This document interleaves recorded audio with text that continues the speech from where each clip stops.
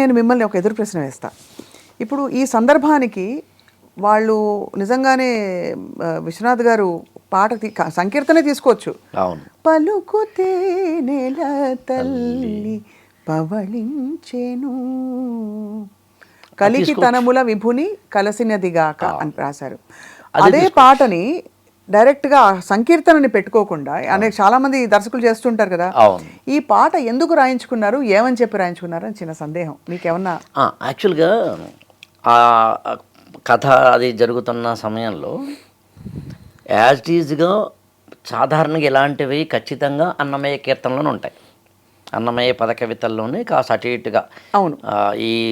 ఇప్పుడు మనం మాట్లాడుతున్న బాణి అనండి, ఆ దేవేరి అలసటో, ఈయన అలకటో, ఏదో ఒక చిన్నది ఉండేది అక్కడికి ఉంటాయి. మీకు త్యాగయ్య కానీ రామదాసు కానీ క్షేత్రయ్యలతో పోల్చుకుంటే అన్నమయ్య సంకీర్తనంలోంచి యాజ్ ఈజ్గా తీసుకోవడం కాకుండా ఒక కవి చేత కనుక మళ్ళీ కొత్తగా రాయించి యథాతథంగా కనుక అది అన్నమయ్యదేనా అనిపించేలా కనుక రాయించగలిగితే ఒకటి కథానుగుణం ఉంటుంది, రెండు అన్నమయ్యది పల్లవో అనుపల్లవో తీసుకొని మళ్ళీ చరణాలు మార్పించడం అనేది ఆ కవికి అంత గౌరవం ఇనుమడించినట్టు అవ్వదు.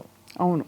మూడోది వెరీ ఇంపార్టెంట్ ఏంటంటే అప్పటికి శాస్త్రి గారి చేత శృతిలయలకు సంబంధించిన ఇతరత వాటికి సంబంధించిన కథా గమనానికి సంబంధించినవి చాలా విషయాలు. అందులో ఫస్ట్ వాగ్దేవికి సంబంధించి త్రిగుణాత్మికేనో పాట వస్తుంది.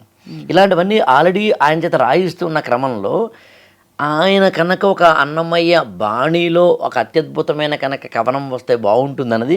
పైగా అప్పుడు దాదాపు ఒక 1 వీక్ టైం ఉందట, వారం రోజుల తర్వాత అయినా పాటించినా పర్వాలేదు. కాకపోతే ఏమైందంటే అనుకోకుండా అయితే ఐ థింక్ అది సింగరు ఎవరి చేత వీళ్ళ చేత పాడించాలా వాళ్ళ చేత పాడించాలనే క్రమంలో వెంటనే వస్తే బాగుంటుంది, రాయగలిగితే కనుక రాయండి, లేకపోతే కనుక అన్నమయ్యది పెట్టుకుందాం అనేది పాయింట్.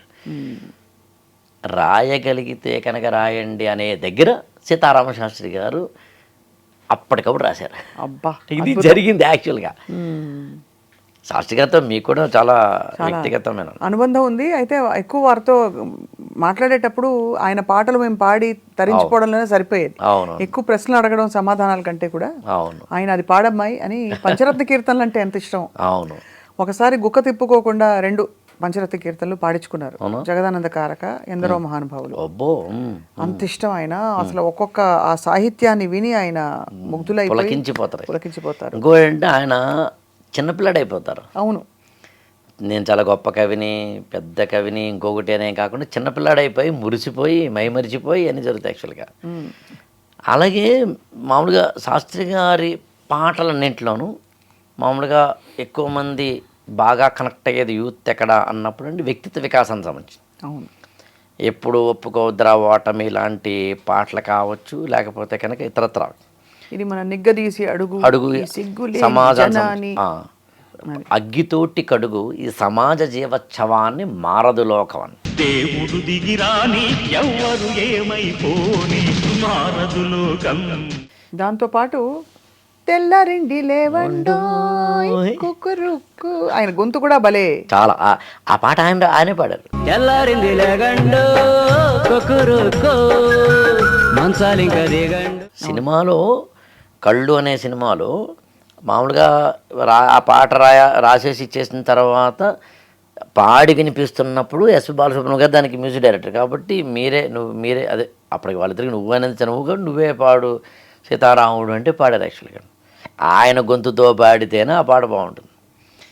మీరు మామూలుగా మారదు లోకం, గాయం లాంటి సినిమాల్లో సింధూరం సినిమాలో పాట ఉందని, అర్ధశతాబ్దపు అజ్ఞానాన్ని స్వతంత్రమందామా, స్వర్ణోత్సవాలు చేద్దామా, ఆత్మ వినాశపు అరాజకాన్ని స్వరాజ్యమందామా, దానికి సలాము చేద్దామా.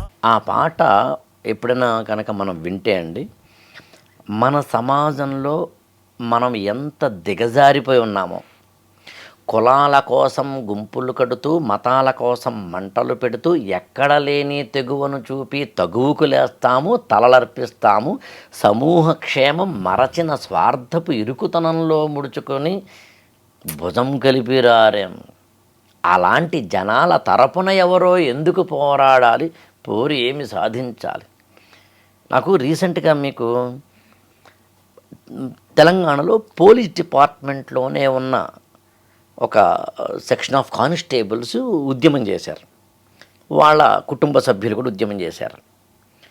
దాని వెనకాల ఉన్న కారణాలు ఇక్కడ మనకి అప్రస్తుతం. కానీ ఎంత బాధ అనిపించిందంటే ఎవరి మీద పోరాటం చేస్తున్నారు? పోలీసులట పోలీసుల మీదే ఉద్యమం చేస్తున్నారు. పోలీసులట ఆ పోలీసుల్ని అణచివేస్తున్నారట. అవును. ఎవరి కోసం తలపడుతున్నారనేది ఇది నక్సలిజంకి పోలీసులకి మధ్య జరిగిన పోరాటంలో సింధూర్ అనే సినిమా, కృష్ణవంశీ గారి సినిమాలో నాకు తెలిసి తెలుగు జాతి చరిత్రలోనే ఒక నక్సలిజం పోరాటాన్ని ఇంత అందంగా, ఇంత అర్థవంతంగా, ఇంత ఔచిత్యవంతంగా చెప్పవచ్చు అనేది ఒక సీతారామ శాస్త్రి చేశారు. అవును. ఇద్దరిలో ఎవరిది తప్పు కాదు. అవును. వీళ్ళేమో అడవుల్లోకి వెళ్తున్నారు, అడవుల్లోకి వెళ్ళి సమాజం కోసం. వీళ్ళేమో అడవుల్లో ఉన్న వాళ్ళని చంపుతున్నారు సమాజం కోసం. సమాజం మాత్రం నిద్రపోతుంది. ఎంత ఆ పాట ఎలా పుట్టింది తెలిసిన అండి? సింధూరం సినిమా అంతా అయిపోయింది. కృష్ణవంశీ గారు మన ఈ బ్రహ్మాజీ ఉన్నారు కదా, హీరో బ్రహ్మాజీ, అందులో ఆయన వన్ ఆఫ్ ది హీరోస్ కదా. ఆయన వాళ్ళ ఆవిడ, ఐ థింక్ ఇంక ఇద్దరు ముగ్గురు, సీతారామ శాస్త్రి గారు అందరూ కలిసి చెన్నైలో రాత్రి 11-11:30 ప్రాంతంలో దేవి థియేటర్లో షో వేశారు. ఇంకొక 3-4 రోజుల్లో సెన్సార్కి వెళ్తుంది. ఆ తర్వాత 2 రోజుల్లో రిలీజ్ అవుతుంది. 1 వీక్లో రిలీజ్ ఉన్న సినిమా. సో కంప్లీట్ అయిపోయింది. రాత్రి చూస్తున్నారు 11:30-12 గంట అవుతున్న కొద్దీ సీతారామ శాస్త్రి గారు ఫస్ట్ హాఫ్ అయిపోయింది. ఆయన చాలా అనీజీగా ఫీల్ అయ్యి ఏంది ఇది అన్నట్టుగా. తర్వాత మొత్తం సినిమా అయ్యేసరికి అందరూ ఎవరెళ్ళకి వాళ్ళు వెళ్ళిపోయినా ఒక్క సీతారామ శాస్త్రి గారు, కృష్ణవంశీ గారు మాత్రమే రాత్రిపూట స్ట్రీట్ లైట్ల కింద పిచ్చగా తిరుగుతూ ఈ సినిమాలో ఏదో ఒక లోపం ఉంది అని అప్పటికప్పుడు అక్కడ దొరికిన ఒక చిన్న కాగితం తీసుకుని, పెన్ను తీసుకుని టక్టక్కమని అర్ధశతాబ్దపు అజ్ఞానాన్నే స్వతంత్రమందామా, స్వర్ణోత్సవాలు చేద్దామా అని ఆ పాట రాశారు. అప్పుడు వెంటనే ఇంటికి వెళ్ళి ఆ పాట మొత్తం కంప్లీట్ చేసేసి ఆ మరునాడు ఎస్పి బాలసుబ్రహ్మణ్యం గారి చేత పాడించారు. కృష్ణవంశీ గారికి ఎస్పి బాలసుబ్రహ్మణ్యం గారు పాడిన మొదటి పాట అది. అందున ఆ పాట మీరు కావాలంటే గమనించిన సినిమా మధ్యలో రాదండి, టైటిల్స్లోనూ చివరిలోనూ అక్కడక్కడ మనకేదో వాయిస్ ఓవర్లు వచ్చినట్టుగా వస్తుంది యాక్చువల్గా. ఎందుకని పాట పట్ల, సినిమా పట్ల, ఒక కళాకృతి పట్ల ఒక సీతారామ శాస్త్రి గారికి ప్రేమ లేకపోతే, తపన లేకపోతే, అన్నిటికన్నా ఇంపార్టెంట్ దార్శనికత, అంటే ఇంగ్లీష్ చెప్పాలంటే విజన్ లేకపోతే రాయలేరు. ఏదో అయిపోయింది సినిమా, ఓకే వారంలో రిలీజ్ అట, ఇంతకంటే ఏముంటుందిలే, ఆమె తీస్తే బాగా తీసావు, బాగా తీయలేదు, ఒకటి అలా చెప్పలేదు యాక్చువల్గా. అదే సీతారామ శాస్త్రి గారు కృష్ణవంశీ గారికి ఇంకొక పాట ఇచ్చారని. అదే సినిమా అంటే గులాబీ. మీరు ఐ థింక్ గులాబీలో అత్యద్భుతమైన పాట ఉంది. ఈ వేళలో ఏం చేస్తూ ఉంటావు,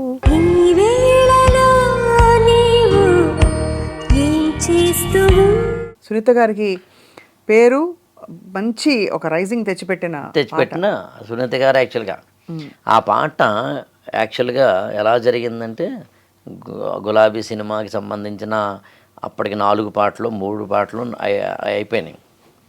మామూలుగా అందులో ఉన్న పాటలన్నీ రాసేసారు, మ్యూజిక్ అంతా అయిపోయింది, కంపోజింగ్ అంతా అయిపోయింది, ఎవ్రీథింగ్ అయిపోయింది, సాంగ్స్ పాడటం కూడా అయిపోయింది, క్యాసెట్ అప్పట్లో క్యాసెట్లు కదా, క్యాసెట్ రిలీజ్కి సంబంధించి కూడా అయిపోయింది.